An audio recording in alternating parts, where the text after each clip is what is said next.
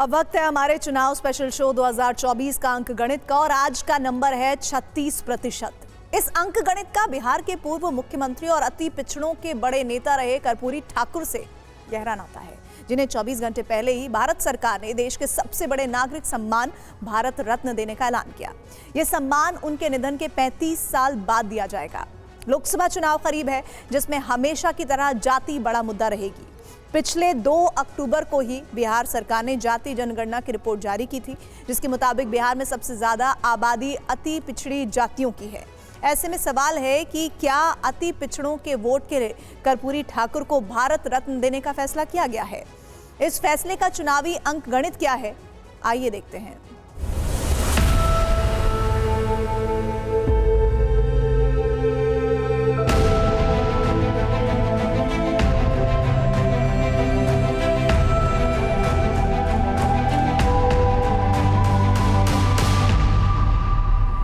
समाज के पिछड़े और अति पिछड़े वर्गों के लिए निरंतर नई योजनाएं बनाना हमारी सरकार के इन सभी कार्यों में कर्पूरी बाबू के विचारों से मिली प्रेरणा आप देख सकते हैं। और एक ही बात जान लीजिए कि जननायक कर्पूरी ठाकुर जी से ही सीख करके हमने भी अपने किसी परिवार को आज तक नहीं बढ़ाया है।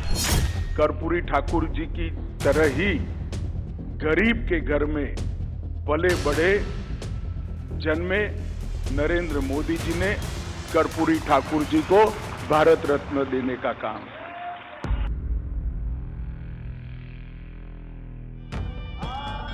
राम मंदिर में प्राण प्रतिष्ठा के ठीक एक दिन के बाद भारत सरकार ने बिहार के दिवंगत मुख्यमंत्री कर्पूरी ठाकुर को भारत रत्न देने का ऐलान किया तो यकीन मानिए हर कोई चौंक गया, क्योंकि जो काम गठबंधन की राजनीति के युग में केंद्र में बहुत ताकतवर रहे नीतीश कुमार 1999 से 2004 और लालू प्रसाद यादव 2004 से 2009 के बीच नहीं कर पाए, उसे प्रधानमंत्री नरेंद्र मोदी ने एक झटके में 2024 के चुनाव से ठीक पहले कर दिया। एक तरफ कांग्रेस ने इस फैसले का स्वागत किया तो दूसरी तरफ उसे इसकी टाइमिंग पर ऐतराज भी है। कर्पूरी ठाकुर को भारत रत्न देने पर कांग्रेस ने क्या कहा, उसे दिखाने से पहले इस फैसले पर प्रधानमंत्री नरेंद्र मोदी का पहला बयान देखिए।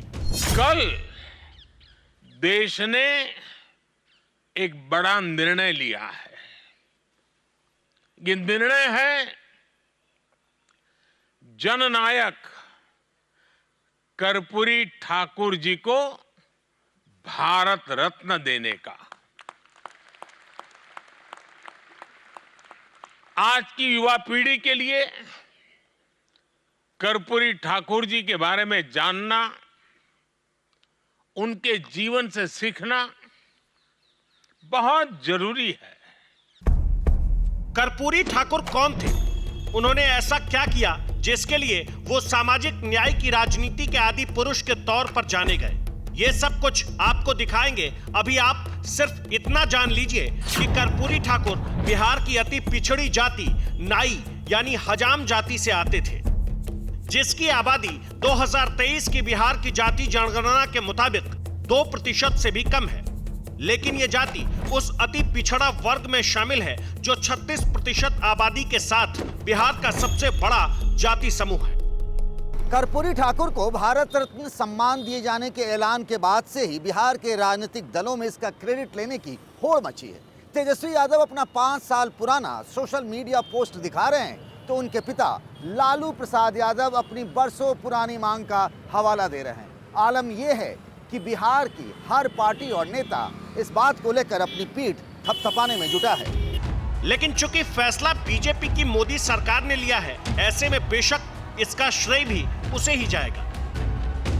मोदी जी ने न केवल जननायक कर्पूरी ठाकुर जी को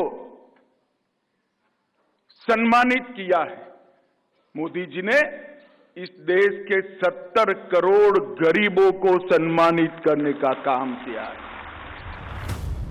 देश के गृह मंत्री ने विपक्ष के जिन नेताओं और पिछली सरकारों का जिक्र किया उनकी बात भी आपको सुनाएंगे।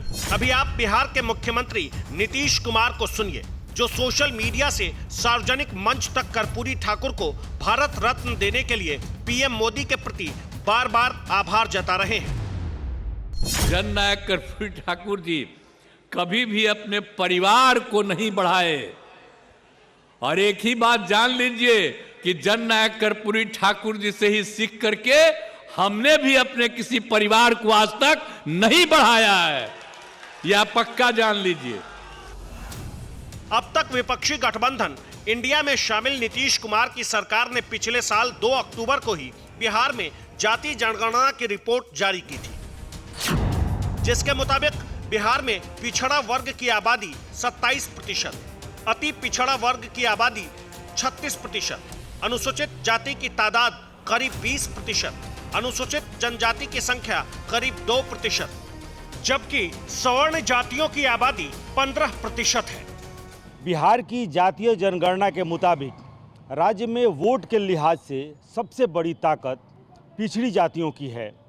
इसी वर्ग की कुर्मी जाति से नीतीश कुमार भी आते हैं, जिनकी संख्या लगभग 3% है।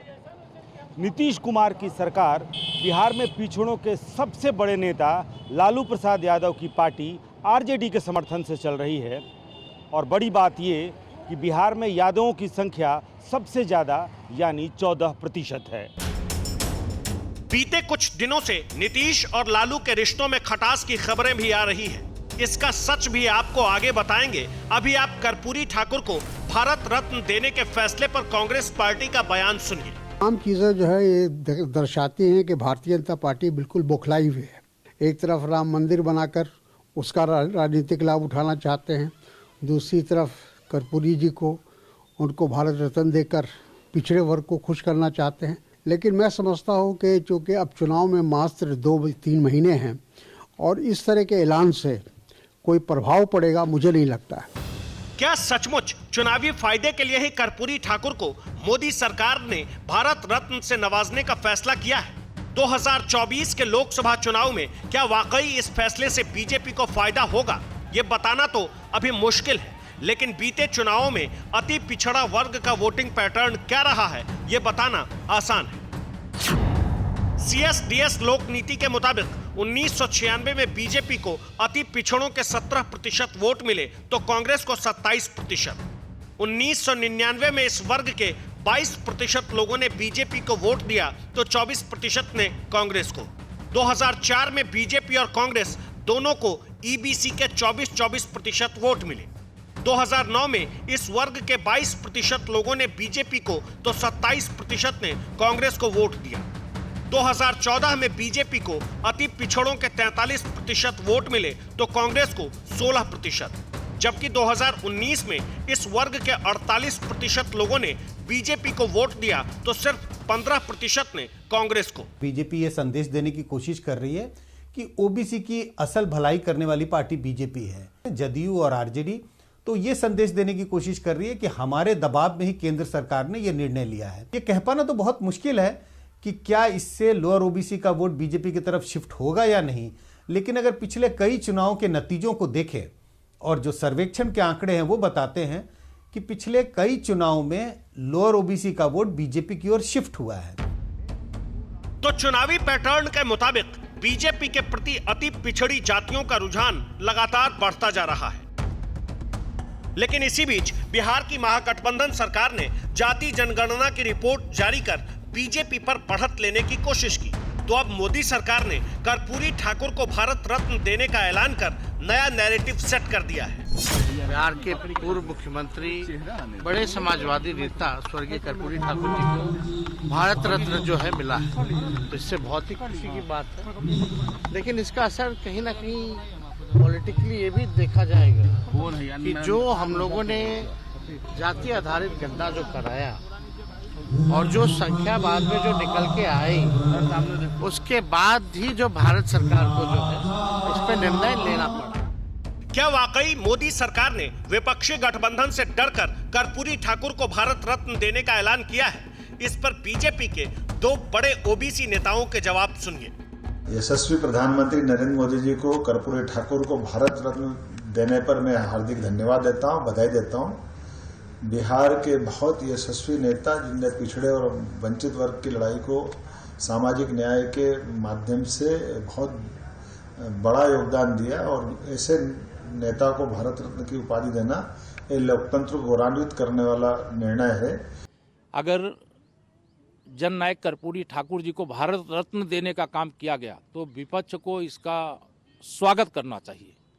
अगर इसमें उनको कुछ और दिखाई दे रहा है तो मैं यही कहूँगा कि ये जननायक कर्पूरी ठाकुर जी जो भारत रत्न अब हो चुके हैं, यह उनका अपमान करने का प्रयास किया जा रहा है। ये देश की 50% से अधिक पिछड़ी वर्ग की आबादी का, कमजोर वर्ग की आबादी का अपमान करने का काम किया जा रहा है।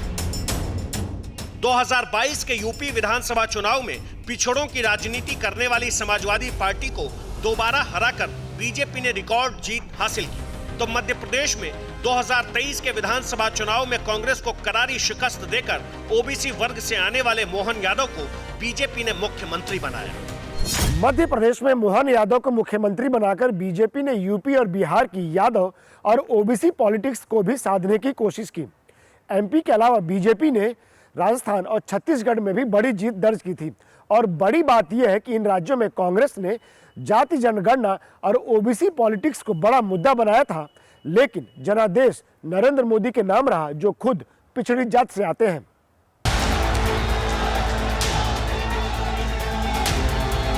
बीजेपी मंडल कमीशन के नाम पर राजनीति करने वाले दलों को पिछड़े का विरोधी और खुद को सबसे बड़ा हितैषी बताती है। वो अक्सर इस बात की दुहाई देती है कि मोदी सरकार में ही पहली बार मेडिकल कॉलेजों में ओबीसी छात्रों को 27% आरक्षण मिला, तो केंद्रीय विद्यालय, नवोदय और सैनिक स्कूल में भी ओबीसी छात्रों को 27% रिजर्वेशन दिया गया। ओबीसी आयोग को संवैधानिक दर्जा भी मोदी सरकार में ही दिया गया। भारत माता की। अभी बीते साल नवंबर महीने में ही अमित शाह ने बिहार के मुजफ्फरपुर में रैली की, जिसमें उन्होंने ओबीसी के हक में मोदी सरकार के इन फैसलों को गिनाते हुए बिहार की नीतीश सरकार पर हमला बोला था। यादव और मुस्लिम आबादी बढ़ाकर ईबीसी की आबादी को कम किया, अति पिछड़ा को अन्याय करने का काम ये लालू नीतीश की जोड़ी ने किया है। अमित शाह की रैली के ठीक 2 दिन बाद 7 नवंबर को नीतीश सरकार ने जाति जनगणना के आधार पर आरक्षण का दायरा बढ़ाने का फैसला भी ले लिया, जिसके मुताबिक अनुसूचित जाति के 16% आरक्षण को 20% कर दिया गया, तो अनुसूचित जनजाति का आरक्षण 2%, जबकि ओबीसी का कोटा 12% से 18% और ईबीसी का रिजर्वेशन 18% से 25% कर दिया गया। इसमें ईडब्ल्यूएस के 10% आरक्षण को जोड़ दे तो बिहार में कुल आरक्षण 75% हो गया। बिहार में इस तरह के आरक्षण की व्यवस्था सबसे पहले कर्पूरी ठाकुर ने ही लागू की थी। 1977 में दूसरी बार बिहार के मुख्यमंत्री बनने के बाद कर्पूरी ठाकुर ने मुंगेरी लाल कमीशन की रिपोर्ट लागू की। मंडल कमीशन की रिपोर्ट को लागू कर उस वक्त के तत्कालीन प्रधानमंत्री विश्वनाथ प्रताप सिंह ने आरक्षण का जो सिस्टम 1990 में लागू किया, उस आरक्षण के सिस्टम को बिहार में कर्पूरी ठाकुर ने 1977 में ही लागू कर दिया था। कर्पूरी ठाकुर के आरक्षण के मॉडल में ओबीसी और ईबीसी ही नहीं बल्कि गरीब स्वर्ण जाति के लोग और साथ साथ महिलाएं भी शामिल थीं। इसके मुताबिक 26% आरक्षण का फॉर्मूला लागू किया गया, जिसमें 12% हिस्सा ओबीसी को तो ईबीसी को 8%, महिलाओं को 3% और सवर्ण गरीबों को 3% का शेयर मिला। कर्पूरी ठाकुर के इस फैसले से अगड़ी जाति के लोग बहुत नाराज हो गए। उनके खिलाफ कर्पूरी कर्पूरा, छोड़ गद्दी धर उस्तूरा जैसे जाति सूचक नारे लगाए गए। कर्पूरी ठाकुर पक्के समाजवादी और आदर्शवादी नेता थे। 1952 में पहली बार विधायक चुने जाने के बाद वो ताउम्र 1988 तक विधायक रहे। मार्च 1967 से जनवरी 1968 तक बिहार सरकार में शिक्षा मंत्री रहे। दिसंबर 1970 में पहली बार 6 महीने के लिए मुख्यमंत्री बने, फिर 1977 में दूसरी बार मुख्यमंत्री बने और करीब 2 साल तक इस कुर्सी पर रहे। राजनीति में इतना लंबा सफर बिताने के बाद जब उनका निधन हुआ तो एक मकान तक उनके नाम नहीं था। कर्पूरी ठाकुर राजनीति में परिवारवाद के इतने बड़े विरोधी थे कि उनके निधन के काफी बाद बेटे रामनाथ ठाकुर जेडीयू से राज्यसभा सांसद बन पाए, जिन्हें प्रधानमंत्री नरेंद्र मोदी ने फोन कर कर्पूरी ठाकुर को भारत रत्न मिलने पर बधाई दी और मुलाकात के लिए दिल्ली बुलाया। मैं इसको राजनीतिक रूप से नहीं देखता हूँ। मैं देखता हूँ जो मरने के 36 वर्षों के बाद जो उनका 100वां वर्ष कल होने वाला है, उस उपलक्ष्य में भारत सरकार कोई निर्णय लिए हैं कि 100वां वर्ष पर जननायक कर्पूरी ठाकुर जी को भारत रत्न की उपाधि दी जाए। कर्पूरी ठाकुर के बेटे रामनाथ ठाकुर के दिल्ली जाने और प्रधानमंत्री से मिलने की तारीख अभी सामने नहीं आई है, लेकिन उनके नेता नीतीश कुमार के एक बार फिर पाला बदलने की तारीख करीब आने की अटकलें लगाई जा रही है। बिहार में बीते कुछ दिनों से एक बार फिर नीतीश कुमार के पलटी मारने के कयास लगाए जा रहे हैं। ताज़ा मामला कर्पूरी जयंती पर नीतीश कुमार के परिवारवाद की राजनीति को कोसने का है। इससे पहले वो विपक्षी गठबंधन इंडिया के संयोजक बनने से इनकार कर चुके हैं। ऐसे में अब बिहार में गठबंधन का गणित कभी भी बदल सकता है। हिंदी पट्टी के राज्यों में बिहार ऐसा अकेला राज्य है जहां अब तक बीजेपी को मुख्यमंत्री की कुर्सी नसीब नहीं हुई है। ऐसे में अब भारत रत्न कर्पूरी ठाकुर के नाम और गठबंधन की सूरत और शर्तें बदलने के बाद उसका यह सपना भी पूरा हो सकता है। भारत की राजनीति में मंडल को ओबीसी और कमंडल को हिंदुत्व की राजनीति का पर्याय कहा जाता है। शुरुआती दौर में मंडल कमंडल के सामने फेल नजर आया था, लेकिन मोदी युग में कमंडल के साथ साथ मंडल की राजनीति भी बीजेपी पूरे ढंग से साध चुकी है। बड़ी बात यह कि पिछड़ों को अपने साथ जोड़ने के लिए बीजेपी उन्हें नेतृत्व देने में भी कांग्रेस से काफी आगे निकल गई है। Tata institute of social science की एक रिपोर्ट के मुताबिक अगस्त 2023 तक बीजेपी ने सबसे ज्यादा 31% पिछड़ों को मुख्यमंत्री की कुर्सी दी, तो कांग्रेस ने सिर्फ 17% पिछड़ों को ही सीएम बनाया, जबकि गैर बीजेपी गैर कांग्रेस पिछड़े मुख्यमंत्रियों की हिस्सेदारी 28% है। अति पिछड़ों की राजनीति की सबसे बड़ी प्रयोगशाला बिहार में बीजेपी ने ईबीसी मुख्यमंत्री का दांव भी चल दिया है। कहते हैं इंडी अलायंस वाले, जितनी जिसकी आबादी इतनी उसकी हिस्सेदारी। तो ठीक है लालू जी, सबसे ज्यादा आपके सर्वेक्षण में इकोनॉमिकल बैकवर्ड आया है। क्या आप घोषणा करोगे कि इंडी अलायंस का मुख्यमंत्री अति पिछड़ा समाज से होगा? इसकी क्या आप घोषणा करोगे?